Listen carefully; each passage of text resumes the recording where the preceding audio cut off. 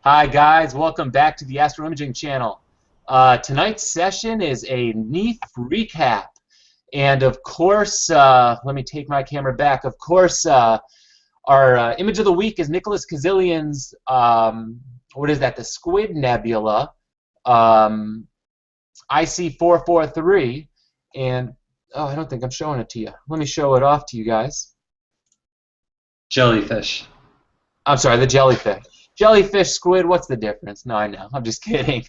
So there you go. You can see the Squid Nebula. Nicholas is invited to come on. Nicholas, if you're watching this, you've got a invite and a link right in your email box at any point tonight. If you show up, we'll let you talk about it for a little bit. We talked about it a little bit last week, I believe, and hopefully Nicholas will be on to chat about it tonight. Oh, wow, I see a lot of viewers already in the room. So I woke up early this morning, got on the road, walked into NEAF, and of course, like a kid in a candy shop, I had plans to do everything, and I did as best as I could. It had been requested that I photograph every single booth, and I'll be honest, I just couldn't do that, but I definitely tried to photograph all this stuff that I found really interesting. So, well, I'm going to jump right into it. If you do not see my screen, let me know. I didn't have time to put together a PowerPoint presentation, so I'm going to flip through my Windows Live photo gallery. And oh, let's see here. This isn't even what I wanted to start with. And maybe I don't have what I wanted to start with, but you guys saw it probably on the Google Plus page, the overview from the balcony up at NEAF, and yeah, it was a good show. I had a great time. But starting off, well, first of all, Daystar Solar Filters was there, and I have never been to a cloudy NEAF, so I actually got to go outside and look through some of their filters, the Quark, and I don't know, that big guy that they have on the back, I don't even know what that's called, the Quantum, and that was a pretty good view. Lunt was also there, and Lunt has their new product this year sounded pretty interesting. Sunoculars, white light binoculars, and for the upcoming solar eclipse, forget when it is. I think it's in October, maybe. It's August 21st to August 21st. There you go. These things sound pretty cool. White light binoculars. Why hasn't anybody thought of that before? And they were the pair on the right there, the 6x30s, were $29.99. And the guy right next to me wanted to buy one, and they wouldn't sell it to him because they don't sell at NEAF, unfortunately. But, and I don't know how many of you guys have ever been to NEAF, but let me just say there were some crazy deals on just about everything.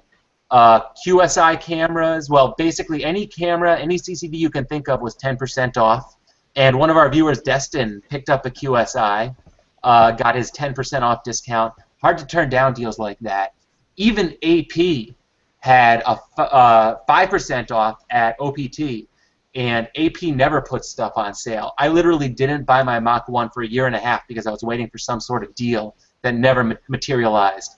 So I ended up buying it off of Astromart, and got a good deal from what I expected. But yeah, 5% off an AP mount.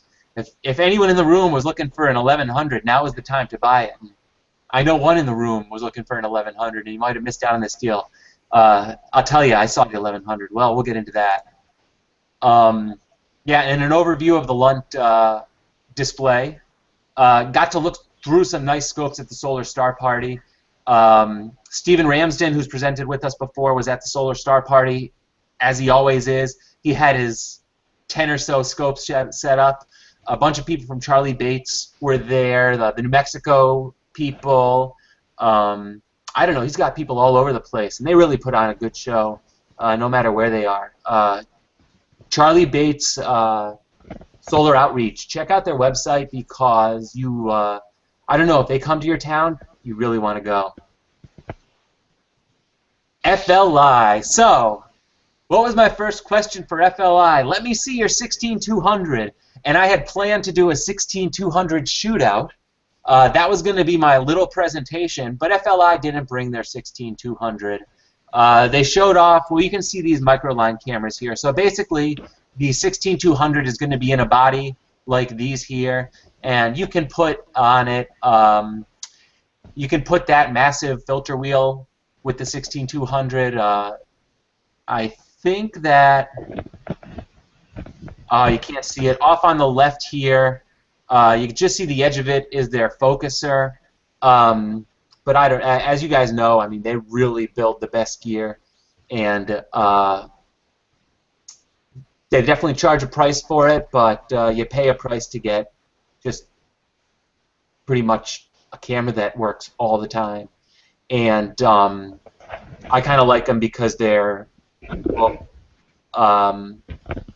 Binghamton is 45 minutes north of me. Lima is maybe an hour and a half away from me. So I would love to buy an FLI camera, but I'm still waiting. I'm still waiting for this 16200 shootout and see how everyone's doing. One thing I've noticed is FLI specs their 16200 with 7 electrons of read noise, whereas the SBIG, the QHY, the Moravian, all spec their read noise a little bit higher. And I just wonder, is FLI doing something funny with their electronics that they really get that much more out of it? In the past, I mean, we know they've been able to design their cameras to really perform a little bit better than some of the others. And I had really wished to pick their brain about it, and I unfortunately didn't get the opportunity to ask the right person. They didn't have quite the same lineup there that they had last year, but still a great presentation. Oh, and I'm just remembering now, I missed out on that poster. I was supposed to go back and pick up a poster. I didn't want to crumple it, but man, now I'm remembering. A little bit late. Jumping around, ASI 1600M. So I'm talking with the pretty much all the camera guys that I talked to were saying, oh yeah, we've got the 16200. Have you seen that ASI 1600? They really pulled something off pretty amazing with that. And it's basically a 4/3 CMOS sensor. Can shoot, let's see, 23 frames per second. So you could do some nice planetary with this, or you could do deep sky with it as well. And I had looked at some sample images, a horsehead image that they took with the color version of this camera, and it really came out well. But look at this, $799. You've got a micro 4/3 camera for $799. Filter wheel doesn't add much to that, and wow, it's a nice package. I'm going to ask out in the room, who do we know that's using these the ASI 1600? Do we know anyone that's using this yet? Adam, if I can just jump in, I talked to Sam about this camera. Yes. Sam is the guy. He's the owner of ZWO. Yes. And the 799, first of all, the 799 is the uncooled one. The cooled one is about 1200. Aha. He had a uncooled color and a mono cooled, and those are the only two cameras that's it. Mm-hmm. They're going to be available in May, so nobody has them.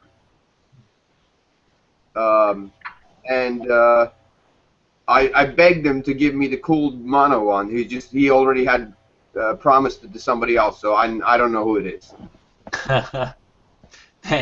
Thanks, Tolga. And actually, I saw Tolga there. I saw a lot of viewers there. Just what a great show for just chatting with people about astronomy. If you guys haven't been to NEAF, put it on your schedule for next year. You're not going to miss out. I just enjoyed talking to everybody.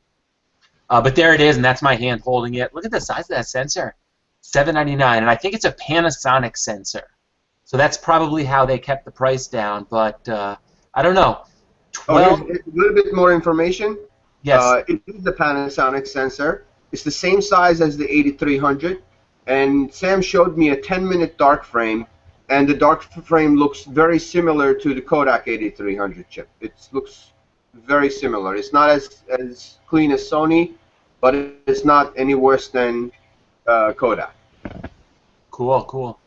Yeah, 3.8 micron pixels. Yeah, look at the way that read noise scales. That's really low read noise, even for the size of the pixels. Really cool stuff. You know, we've been waiting for the 8300 to become obsolete.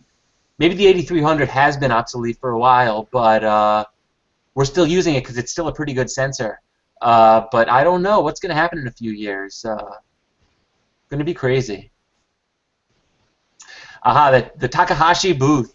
I had to take a picture of this just because I wanted to, but their newer tube is this one, the FSQ 130 ED, and that's a beast. That is a really large, vast scope. I don't have a picture of the spec sheet here, but you guys could look that up. You know, if you're considering one of these, buy one of these because they really do deliver, and just pretty much everything they make is awesome. So I saw this on Cloudy Nights. Tolga actually posted this on Cloudy Nights. He beat me to it. The Nightcrawler, which is Moonlight's focuser rotator. And Tolga and I were actually playing around with this thing, and it was kind of funny. Tolga flipped it upside down on the table just to show me the back end of it, and the focuser, or the rotator, was running its just a test, and the whole thing started spinning around. But awesome focuser rotator. Right now it's 8 pounds, and I believe this is $2,400 for, yeah, there it is, $2,400 for the 3.5-inch version. 8 pounds, so I was a little bit surprised by the weight, but Ron is planning on trying to lighten it up a little bit. There's some metal that he can remove without losing any of the rigidity, and that display on the back tells you your position, and the positioning is so precise. I forget how many steps. Tolga told me. I think it was like 90,000 steps? 90,000 steps for the rotator, and maybe... No, it's 90,000 steps for the focuser, 500,000 steps for the rotator. Yeah. So it was like 0.0001 degrees for the rotator, and I forget how much travel on the focuser. I think an inch of travel on the focuser, but just a beast. And I'll tell you, personally, I think these focuser rotators that really have nice tolerances and can focus without any image shift, these are going to be a lot more important in the future, and I'll show you a little bit why, because we saw some other really cool stuff. Hercules, they were back, and you guys know I talk about these things all the time. I thought I was going to be buying one of these, but I will say this. I am waiting to see what's going on with the Astrotech Imaging Newt. And I'm not, well, maybe I am a penny pincher because these things, I mean, I like supporting premium gear, and we're going to see some premium gear, but I also like supporting my wallet. And if I can get 95% of the performance for a third the price, I might as well do it. And I'll tell if the Hercules guys are out there watching, I'll tell you one thing I want to see from you guys. Back there where you show me all the specs of the telescope, I want to see a few nice images. I want to see what these things can do. Even if you have to give away one of these telescopes to, I don't know, me, or maybe just let me demo it. Yeah, I'd be glad to help you guys out and give you some images. But yeah, really cool. This one that we're looking at, I believe, is the 20-inch, and this one right here is the 12-inch. And the secret, and I don't think I have a great photo of it, but the secondary rotates. So you can see, if you see my mouse cursor, you can see where you would attach your focuser right here. Well, there's another similar mounting on the other side, and basically on this model you just turn a little screw, loosen up the secondary, rotate the secondary right around, and you can switch. If you have two cameras, I guess you could switch to the second camera, but if you're a visual guy, you can switch over to your eyepiece on the other side. This version, you do it manually. On this version, there's a motor that can do it. So yeah, if you've got it motorized and all that, well, yeah, you can switch between cameras. You can switch pretty much any way you want. These are nice scopes.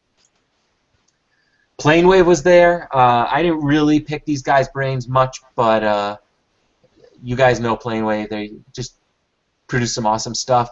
Premium imaging scopes, even research grade. Just another great manufacturer. Had to shoot this, the Arcturus Astro Tent, and I think Josh. I don't know if this is the model that Josh bought. I think it was from someone else, maybe. But now you can get one of these things kind of off the shelf, and whether you're camping or whether you just need a temporary setup, this seems like a good way to go. You know, I have to check something because. Did my pictures go out of order, or am I missing pictures? I am missing pictures. Oh, no, they went out of order. Okay, good, because there was some other stuff that I wanted to show off. Hopefully others didn't go out of order.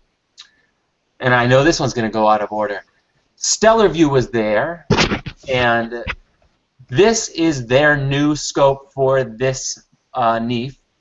It is a, look at that. It is a focal length 345 millimeter f4.3 sextuplet astrograph. Now, if you know Stellarvue, they pretty much test all of their scopes right on the bench. I don't know if you actually get an interferometry report on this one, but if you buy the bigger version of this, which I don't know if it's a 105 or a 130, I think we're going to see it in a later slide. But you get a nice, really nice package here, and it includes the 3-inch feather touch focuser. You can put, and that they use a 3-inch so you don't get vignetting. And when you buy this scope, you tell him what camera you're putting on it, and he will machine the adapters for you and make sure that the adapters will work perfectly with your camera setup. So if you want kind of an off-the-shelf solution that you know that works, and I know in astronomy nothing's off the shelf, but wow, we're getting closer with this stuff. And this was just a really cool cool piece right here. And maybe I'll try and zoom in on that spec sheet. Is it available, and what was the price? So I believe the price on this is hidden right now. I believe it was $2,500. I don't know whether he said it was available immediately. I'm inclined to say it was going to take just a little bit of time because he's going to have to customize the parts for you for your imaging train. It might be just a special order item, but really nice. Oh yeah, a couple other things I wanted to mention. First of all, let me zoom out for this. Notice the risers. It comes with the dovetail plate, and it comes with the riser bar.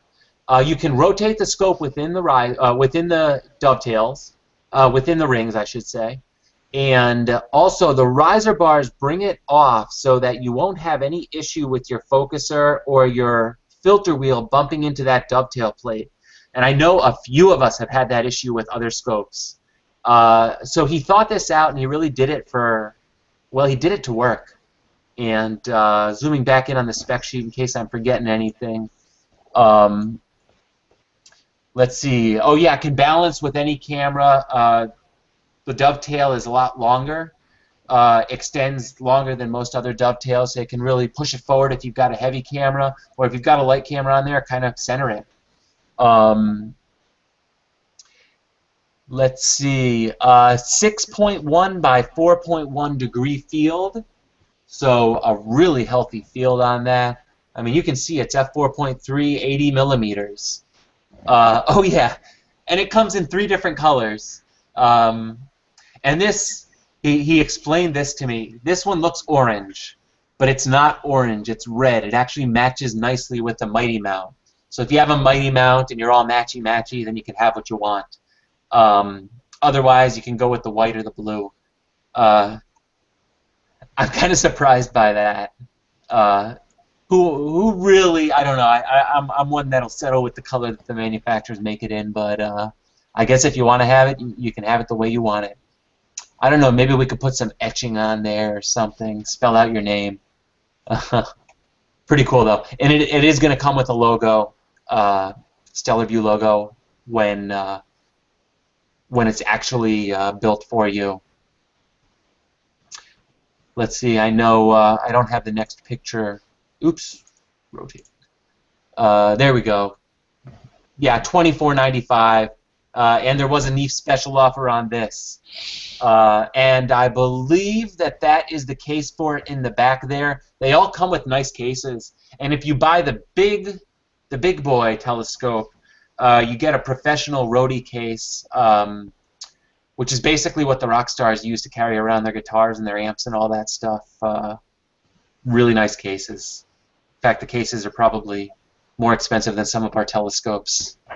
Some of our telescopes. All right, here we go. This was kind of exciting. This is the NextDome, and well, there might be a customer for this in the room here. So this is an 8-foot dome, and basically it's I'm going to say plastic, but it's probably fiberglass or plexiglass or something like that. But as the gentleman who designed it was explaining to me, really good to avoid zoning restrictions depending on where you live. In my town, no, because if you do anything, you have to have a permit, including a chicken coop. But it's funny, the guy who designed it was talking about his chicken coop and how he avoided zoning regulations by putting it on just kind of skids. But this you can put on a wood platform or a concrete pad if you choose, and it's a really cool package. And I'm going to skip over to there's well, there you go for scale. This is the guy that designed it here in the middle. This is your workstation on the inside. Well, let me jump back because Tolga, you can correct me here, but I believe this whole kit, 8-foot dome, was $27.95, free shipping, which sounds like an awesome deal to me. For an extra $700, you get the little workstation in there. Do we need the workstation? I don't know. We're imagers. Do we really need to be in there working around? I'm not sure, but it is an option if you need it. And of course, it's motorized. Stepper motors. So yes, it does know its position. And I'm not 100% sure if it's ASCOM compatible right now, but it will be ASCOM compatible. There's a little Arduino in here, so you will be able to pretty much use a bunch of the off-the-shelf programs. My first question is Sequence Generator Pro. Can I just kind of plug and play Sequence Generator Pro? And I didn't get that answered yet. But basically, I don't know. Did that price include the motor setup? No, the motor is another $900, which does not sound bad at all for a motor for a dome. Stepper motor as well, keep that in mind. And the only thing that is not, the only question that goes unanswered with the remote is, oops, let me jump back. The shutter is not motorized yet. This guy is developing the motor for the shutter. And there were a few complications with the shutter. Tolga and I have been discussing them. You need to somehow get power up to the shutter, so you might, depending on how they work it, you might have to be a little bit creative. You can hang a battery off there and have the shutter powered off your battery for that. But the motor is not yet designed, or at least as he explained it, the motor is designed and ready to go, except it's just a ball of spaghetti of wires right now, and they have to put it into a nice, presentable package before they start selling it. No price announced on that yet, but it's coming. But I don't know, for $4,500, you have a dome that's going to be remote capable and ready to go. I did look lockable with keys. This guy right here was looking to buy one. Really nice kit. let me think. I left the spec sheet for this one in my jacket pocket over across the room from me, but I don't know. Really nice, really interesting design. So it's made out of ABS plastic with a solar coat on the outside. The solar coat is a product, which for the UV, and then the rotation option is $900, and the shutter option, when it's available, is going to be another $900. And they're going to offer the shutter with two different options. One is going to be, they're both going to be battery, but one is going to be solar charge, and the other one is going to be some sort of a home position charge. When the dome rotates to the home position, it's going to make connection to the battery. It's going to charge the battery over, during the day. And those were the two options they were talking about. Great. And Tolga might be one of the first customers, from what I understand. We'll see. I can't wait to see how that works, because I'd like to be one of the first few customers on that. Moving on, the Gemini focusing rotator, and this is from Optech, and we've seen this product before. Really cool, but I got it explained to me thoroughly. Another one of these focusing rotators, really precise focusing with rotation, and that's difficult to accomplish.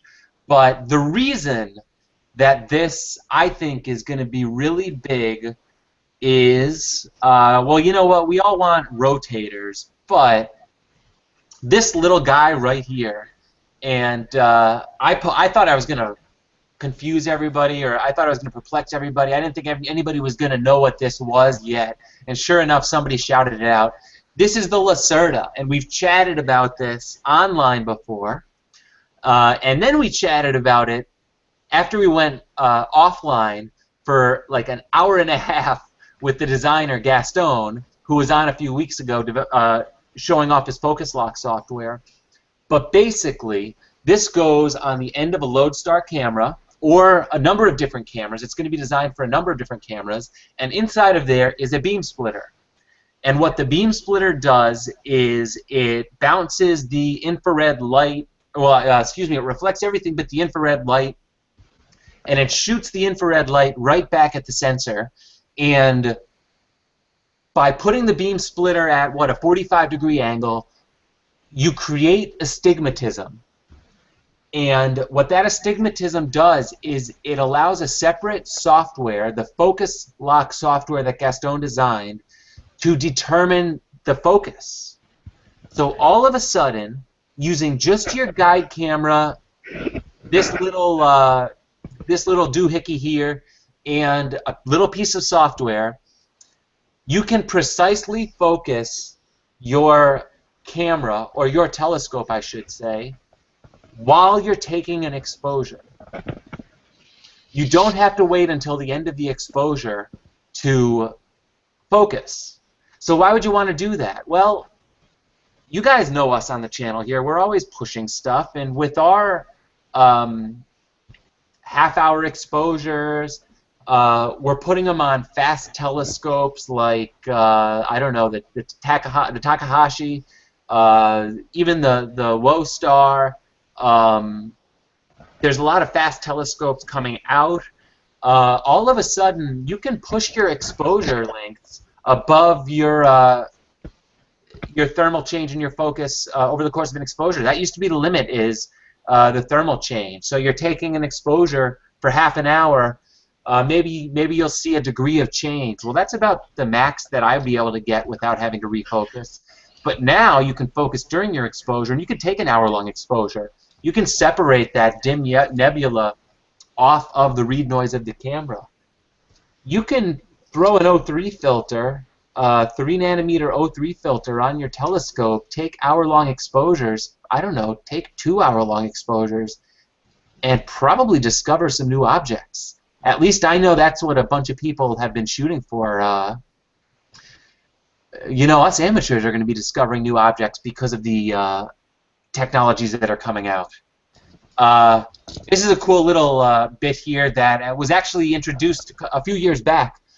Secondary focuser for the Edge, and I had some nice discussions on this and focusing the Edge because I mentioned, yeah, I have an Edge, so if I want to precisely focus for the focus lock, it's not going to work on the knob. I'd have to do an aftermarket focuser and something like that, but this would be another option for doing that. Lock down your mirrors, put this thing on there, and all of a sudden you're precisely focusing. You're able to use the focus lock, and I don't know, you've got a nice solution for that. And there he is, Gaston, and this is focus lock software on the computer screen right here in front of his interferometer bench, the Shack Hartman wavefront analyzer. And we were chatting about some interesting stuff he's planning on doing, so you guys could try this out without leaving your living room. Very cool stuff. I might have said too much there, but hopefully he gets it up because it's going to be really cool. And if you want to learn more about this, check out his video, which was, I believe it was his video on the on-axis guider that we discussed this. I believe, I don't remember whether it was titled on-axis guider or focus lock, but if you Google us and focus lock, you'll probably come up with it, or on-axis guider, you'll probably come up with it. You'll be able to watch a whole video about how this thing works. And if you like imaging, but you just like cool sciencey stuff about how this stuff works, his video is great. And I hope to have him back on just to talk about stuff, because I don't know, you'll learn a ton when he talks. Even his program on seeing was great, which is really relevant to a conversation I saw on Cloudy Nights, and I forgot to mention it. But I don't know, maybe it's locked by now, because every time we talk about seeing, it seems like those threads get locked. And main sequence software was there. This is the first time I've seen these guys there, and there's Ken. And you guys know I'm a proponent of main sequence software, SGP, Sequence Generator Pro, and I just got myself my laptop reinstalled with the newest version, and I'm just enjoying it.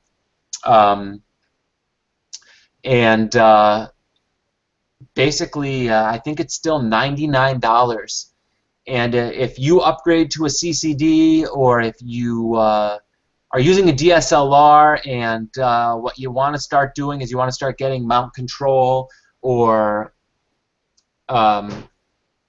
you want to start doing plate solving, autofocus, any sort of remote control, dome control, rotator control, well, now you have, well, their software does it all, and does it fairly reliably. I had to reinstall my entire laptop, and I was kind of concerned because, well, after installing, well, first of all, after installing all the drivers on my laptop, then installing the Lodestar driver, the SBIG driver, the ASCOM driver, the AP driver, and I'm missing a few here. Then I installed SGP and had it up and running in about 5 minutes. That's including all the settings I had to put in, all of my, I mean, really, it's easy to use, and that's really the best pitch I could give for them. Try this out. You can demo it for 30 days, and don't think you're going to demo it for 30 days. You're going to choose to buy it within, I don't know, about, well, after one night of imaging, you're going to buy this software. It's just really great. Canon was there showing off some cameras. I didn't get to see a few of the nice new cameras because I think they just released the 80D, and I was hoping they'd have that prototype. What's the new 5D coming out? I forget the name of it. I don't know. I can't keep up with these names.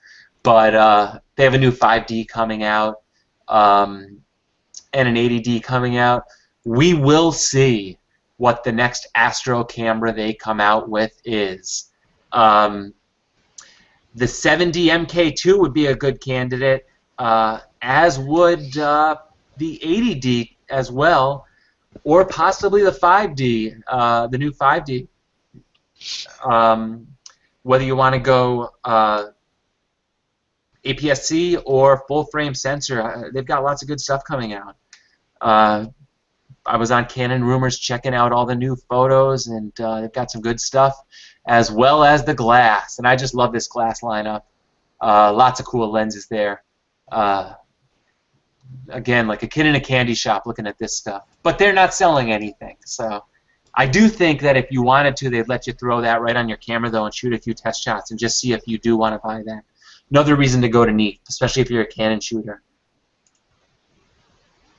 So I was disappointed by a few of the vendors for not having the 16200, but then I was surprised because another vendor announced the 16200. Attic has a 16200 camera, still a prototype, no price yet, though they said it would be in line with the other vendors, which is actually kind of a large range, goes anywhere from I don't know, $2,700 if you happen to be on the right side of the exchange rate for the Moravian, all the way up to, I don't know what the FLI is going for. I think the S-Big is $6,900. So I don't quite know what in line with the other vendors is, but that was a pretty nice camera right there. And Attic always tends to hit the lower price point of these cameras. So that 16200 sensor, that is going to be a good one. There are some test shots from the Moravian on Cloud. I don't know if they're test shots from the Moravian on Cloudy Nights, but someone got the Moravian on Cloudy Nights and we're posting test shots. And then I believe there in the CCD forum, the QHY, there's some test shots of really. I don't know. This is a big deal. We finally got a new sensor, 6 micron pixels, so it'll work better with some of your long focal length scopes. 9 electron read noise, so it's in line with the 8300, maybe scales, maybe a little bit better if you scale it with the pixels. Good cooling on this one. I think it's basically double the size of the 8300, so this is the sensor that a lot of us have been waiting for. Starlight Express, this is their massive filter wheel. If you're looking, if you have a large format camera and you're looking for one of these pizza-sized filter wheels, that could be a good option as well. Built-in off-axis guider, doesn't take up too much back focus, doesn't cost an arm and a leg, although I don't know the price of this thing. I think it is on their website, though, if you wanted to check that out. I do have an I've gone out of my shots have gone out of order again. But a nice package there. Here it is, the 1100. Well, this is a year and a half old, maybe, but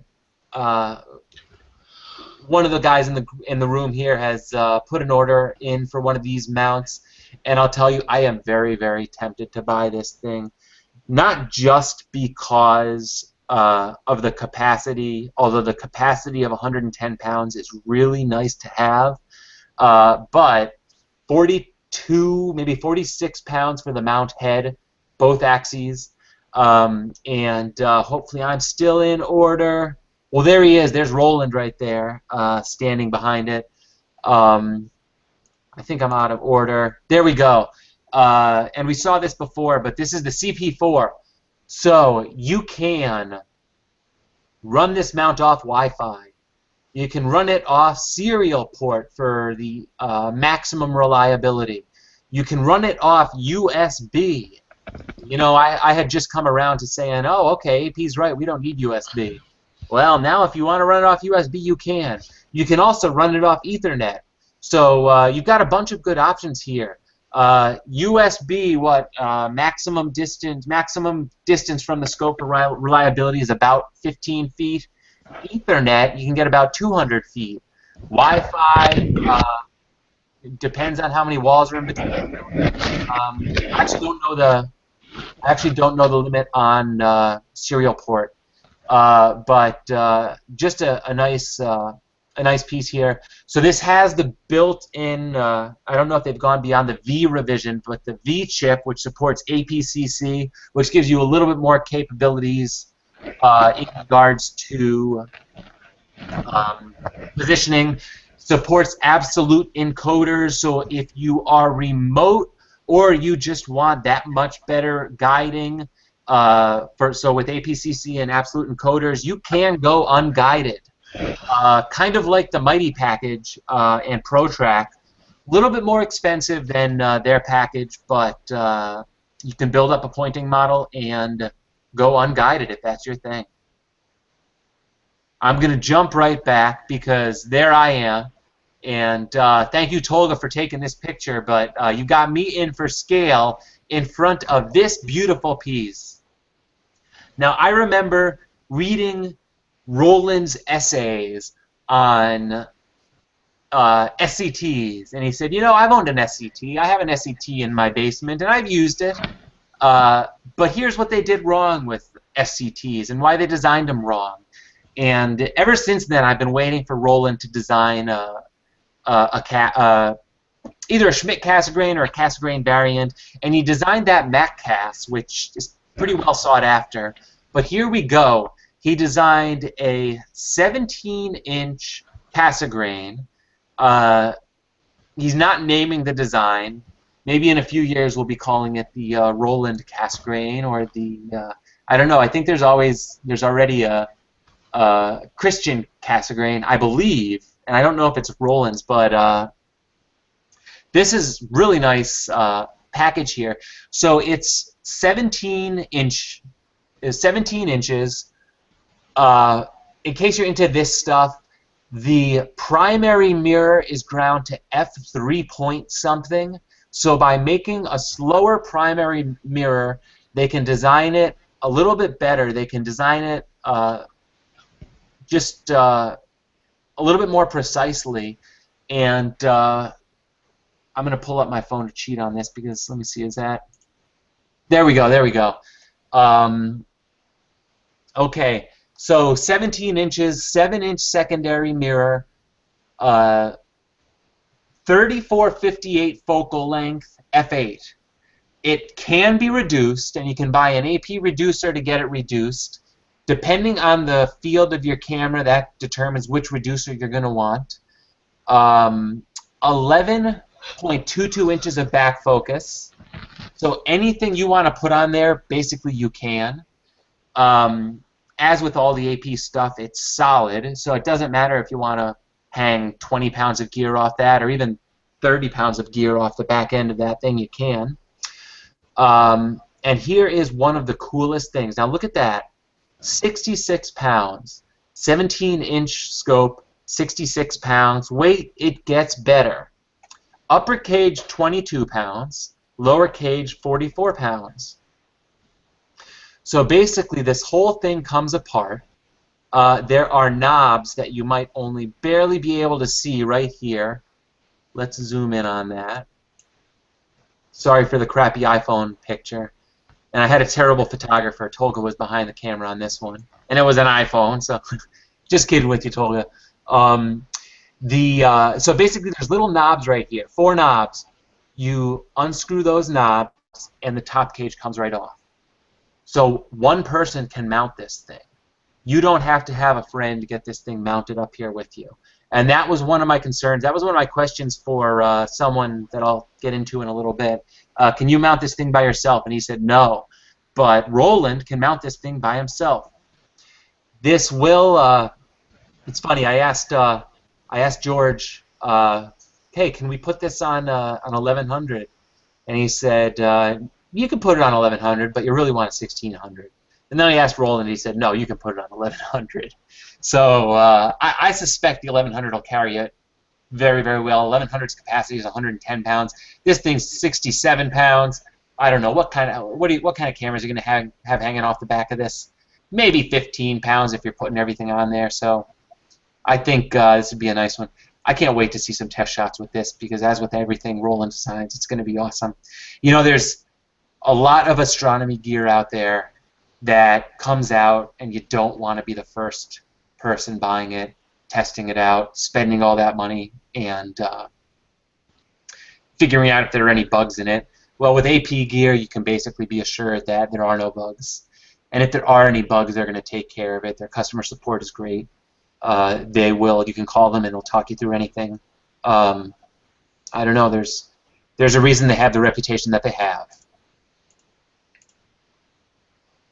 The Celestron booth, and of course the RASA, the Rowe, Ackerson, Schmidt, astrograph. This is now, what is it, a year old, and we've seen a few pictures on the forums, but I don't know, I'm a Celestron shooter, and they design nice gear at a pretty nice price point, and just some nice stuff.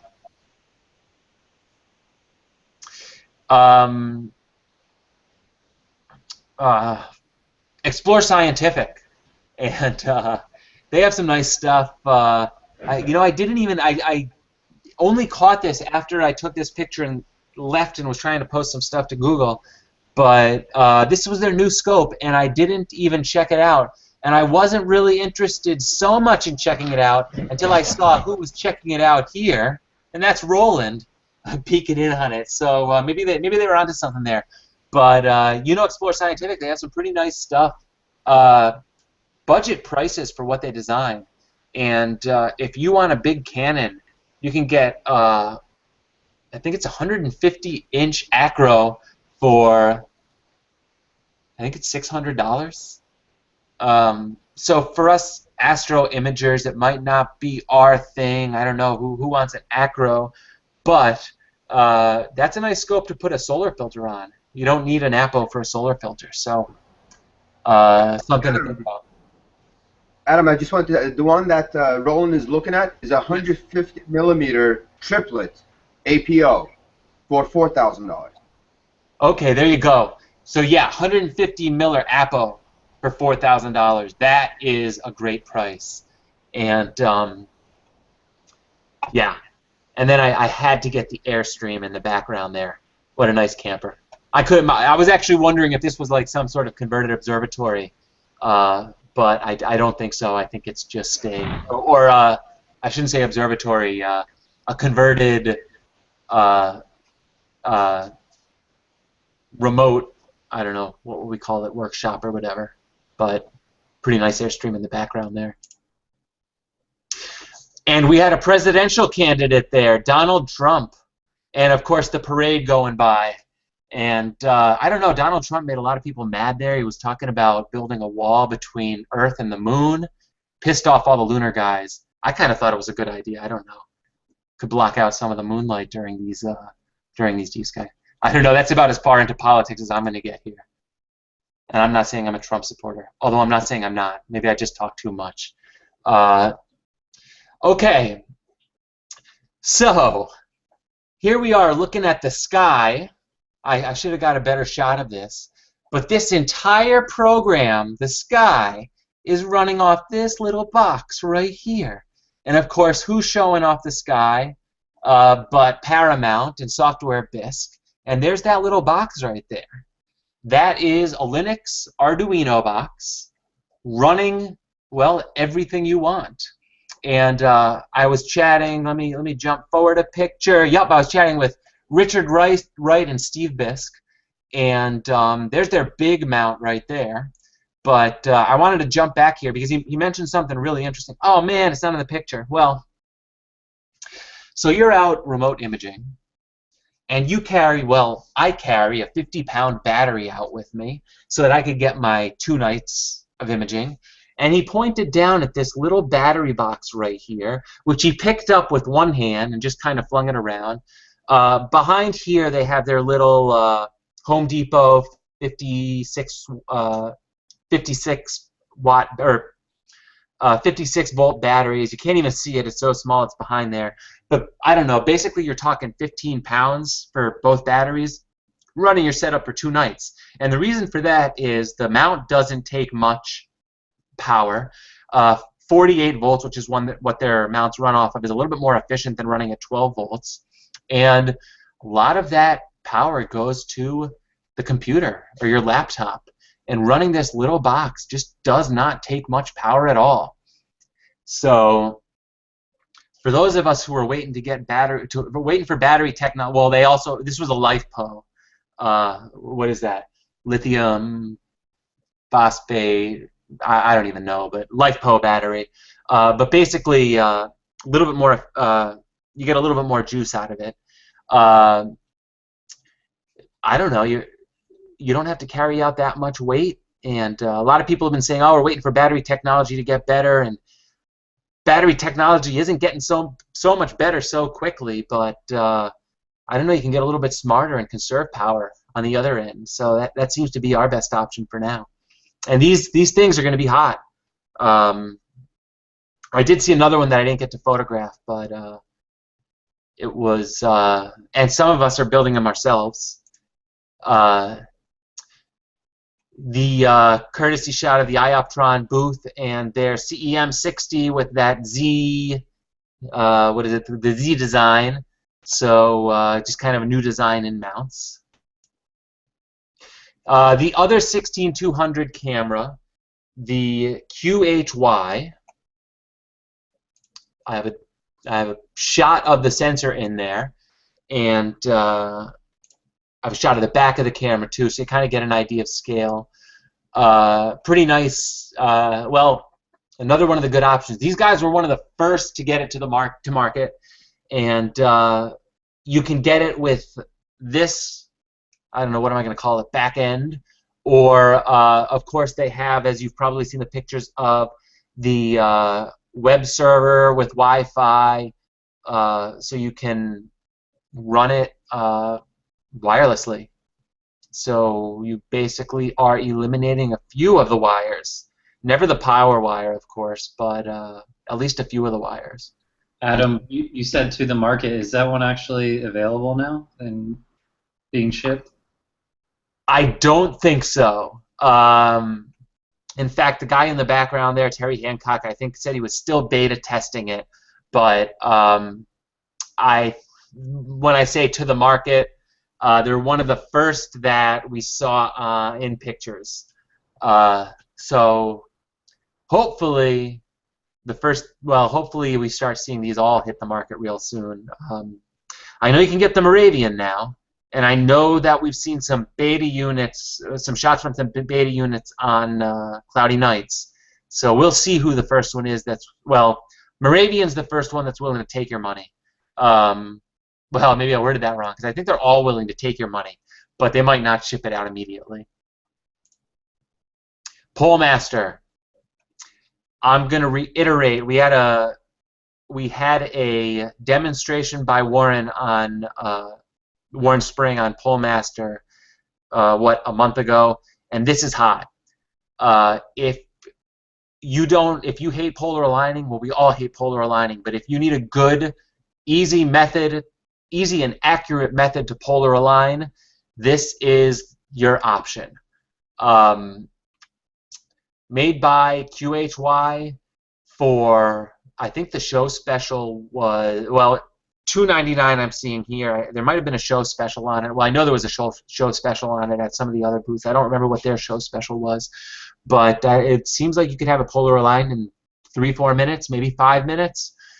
Check out Warren's video if you're interested in this, because despite these 16200 cameras, despite Roland's awesome Cassegrain, I think this is the product of 2016. I think this is the coolest product of 2016, because this is going to be the product that gets beginners interested in the hobby and doesn't frustrate them. This is an awesome product. And just to let you know, they're having a G11 and a Mach 1 adapter for the PoleMaster. They're going to come out.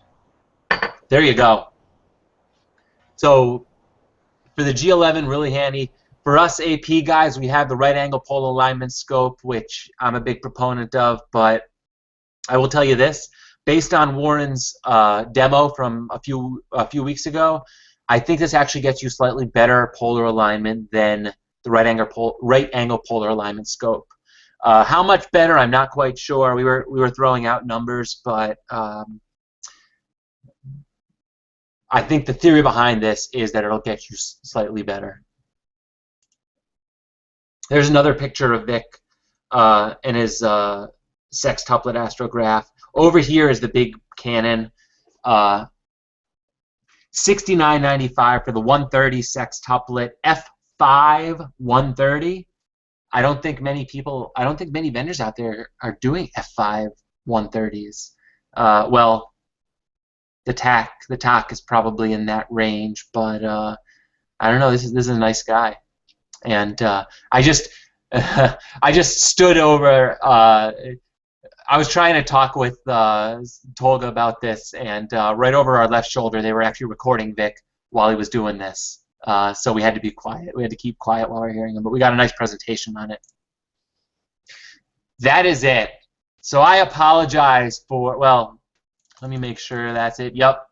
So I apologize for keeping this, for not hitting every single booth. Adam, can you go back to the Explore Scientific slide, your picture? Explore Scientific, yes I can. Let me see here. Let me see. I'm working my way back to there. Okay, so now I just wanted to point out another new product. Do you see that gray box that's on the leg of the G11? Right here, yes. Yes, that is something new.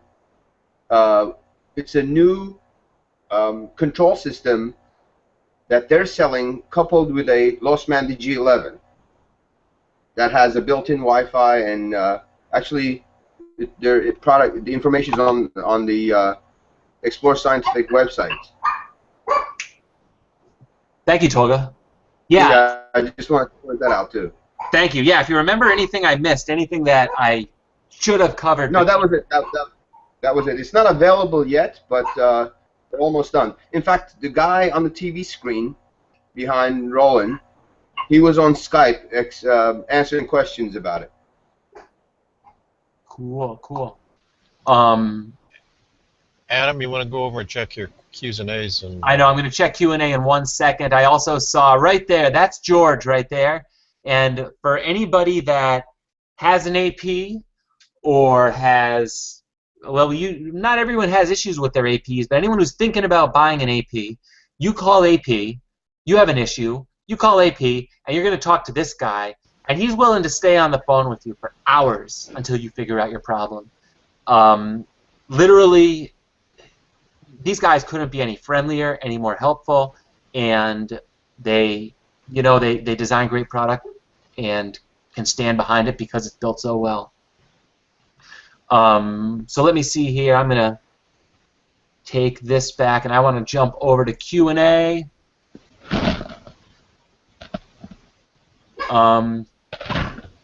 Yes, Dylan, the 1600M is only 12-bit, and Destin, are you asking about the QE of the 1600M because they have not released the QE of the 1600M?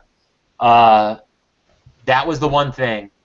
Oh, and Destin's also saying Celestron released a lithium polymer power tank, very small, goes on sale in a month or so, $100. So 12 hours pulling 1 amp. Interesting. A lot of us have had that original Celestron power tank, so that's very cool. And Destin's one of the guys who took advantage of that of the 10 off deal on a QSI camera. So I don't know, guys. If you haven't made it to NEAF, check it out. Go next year. I'll see you next year if you're there. Tap me on the shoulder. Saw lots of guys. Had lots of great chats. Wow, we have a lot of viewers on. I'll just tell you, I can only do so good of a job explaining what I went over at NEAF.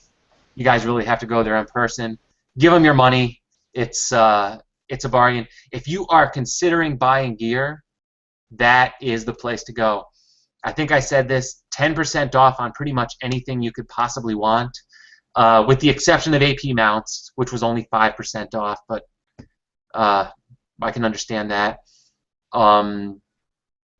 There was some stuff that was over 10% off. Some stuff had 20% off on it.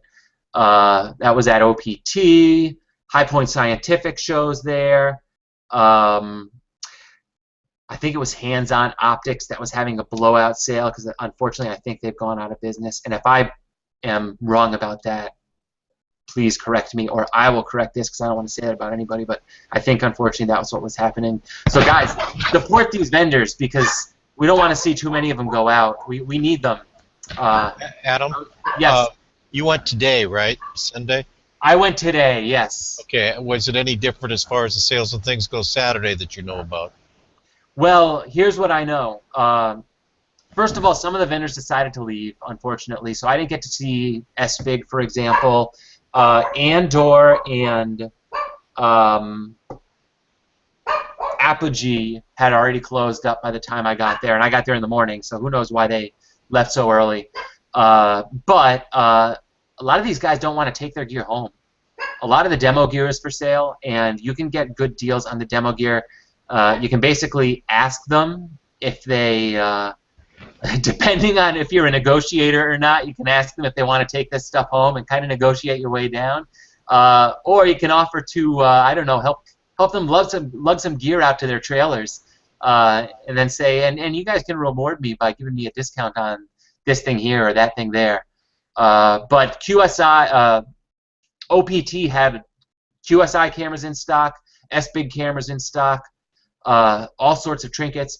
ADM shows there. I should have shot their booth. ADM shows there, so if you're looking for any adapters, they're a good place. I think it was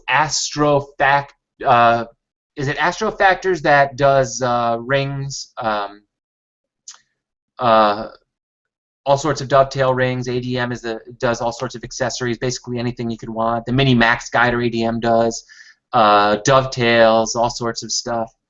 I'm trying to think if I'm missing anything. Yeah, I got something that I don't know was there this year because I didn't go this year, but in the past there are also other kinds of astronomical events going on besides just the gear stuff. I know that you're a gear junkie. Yes. And so you're about what you can buy and what kind of geeky stuff that there is for you.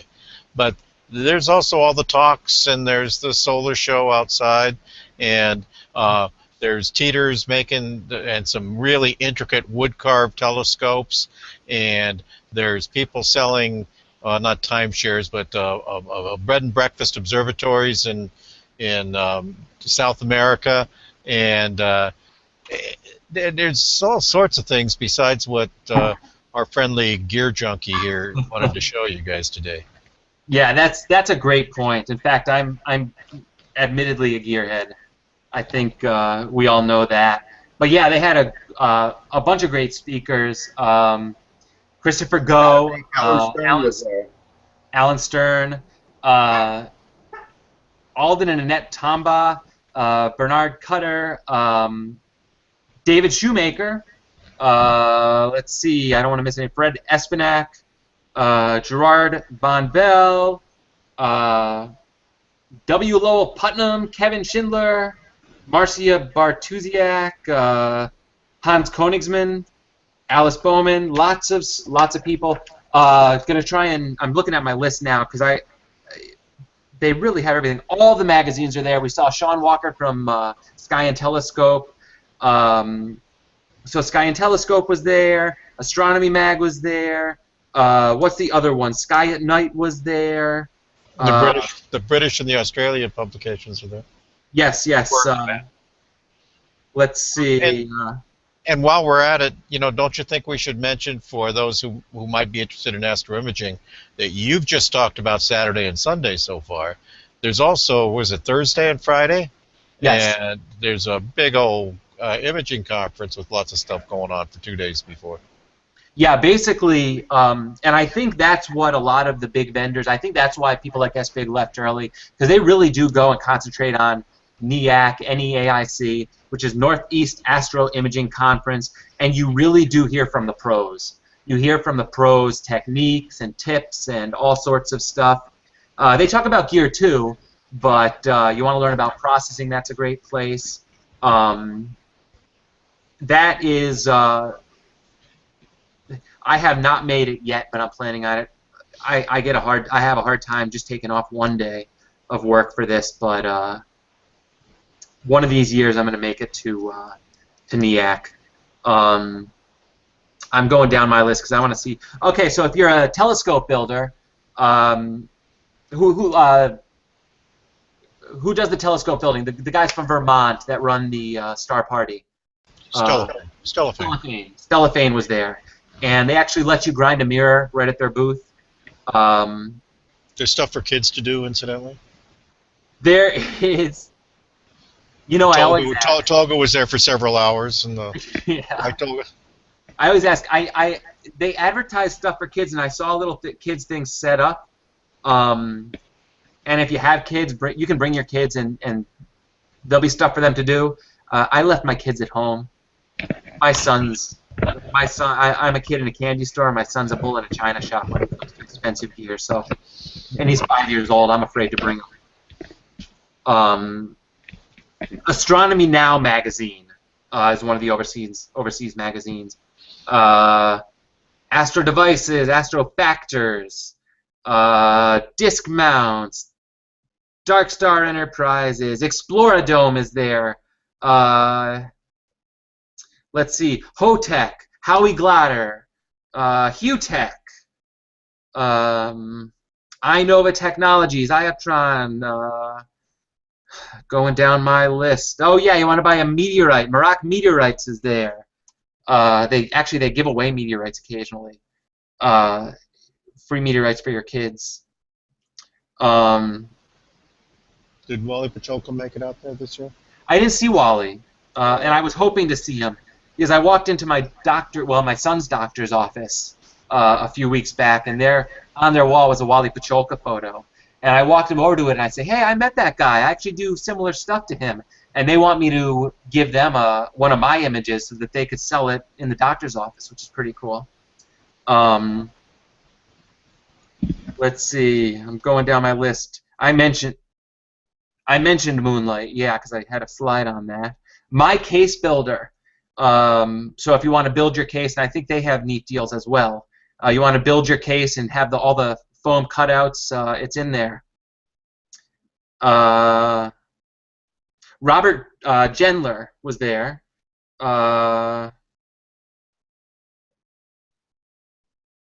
Shrouds by Heather, if you need a shroud. Let's see, going through. I'm sorry if I'm skipping someone important. Stellarvue was there. I missed them, didn't I? Yeah, Stellarvue. Who were the big retailers? OPT, mentioned. OPT was the big retailer there. Woodland Hills. I'm sorry, who was that? Well, wasn't Woodland Hills there? Didn't I see a picture of Farah in the background? Woodland Hills was there, yes. You know, Astronomics, you're disappointing me. You weren't there this year again. High Point. What's that? High Point was there. High Point was there, yes. Woodland Hills. OPT, Woodland Hills, High Point, and Hands-On Optics. Yes. And I don't know, Astronomics. You guys need to show there next year, or just send a whole bunch of the Astrotech telescopes out there so we could see them. I really wanted to see that Newtonian. I really wanted to see a 10-inch RC, and there were none there. I really wanted to see these because I'm thinking about buying one, but I didn't get to see one. So unfortunately, I'm going to hang on to my money for another week or so. But that's basically it. That's all I've got, guys. But thanks for watching. Oh, wait. I'm seeing a few questions pop in. Any information regarding Meade? You know what? I did not photograph the Meade booth. That was the one thing that I missed, and I apologize for that. I don't remember off the top of my head whether they had any new gear. I will try and figure that out, and if I do, I'll post some stuff on our Google Plus page. But one thing about I talked to one of the reps, and what I found interesting is that the F8 ACF optics. What's nice about that is that they still use the primary mirror as focusing, but it's on a Crayford type of. It rides on 6 bearings, so there's no mirror shift. And the mirror locking mechanism, it actually locks the focuser, which is the mirror. So I thought it was pretty interesting. Cool. And Destin's saying Mead has the new Starlock system in mount. I think he's saying he got a pic. So Destin, if you could share that, if you've got a picture of that and you could share that with our channel, then please do, and I will reshare it so that everyone out there can see it. If there, I don't see any other questions popping into Q&A. I'll give you guys a few seconds to get them in if you do. But I see a lot of viewers on. Yeah, these NEAF recaps are really hot. I wish they weren't so hot. I wish you guys knew what was going on at NEAF. Just show up at NEAF, you know, give them your money, and $25 admission, and you can save 10% on all of your Astro gear. Seems like a good deal to me.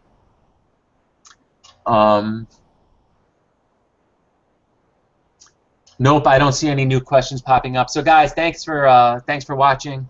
I spent 4 hours on the road, so I'm looking forward to getting some sleep tonight. But we will see you next week. I don't have anything scheduled for next week. I'm going to try and come up with something midweek, but I was working on a few things at NEAF that maybe we'll get a nice presentation on. But thanks for coming. See you next week.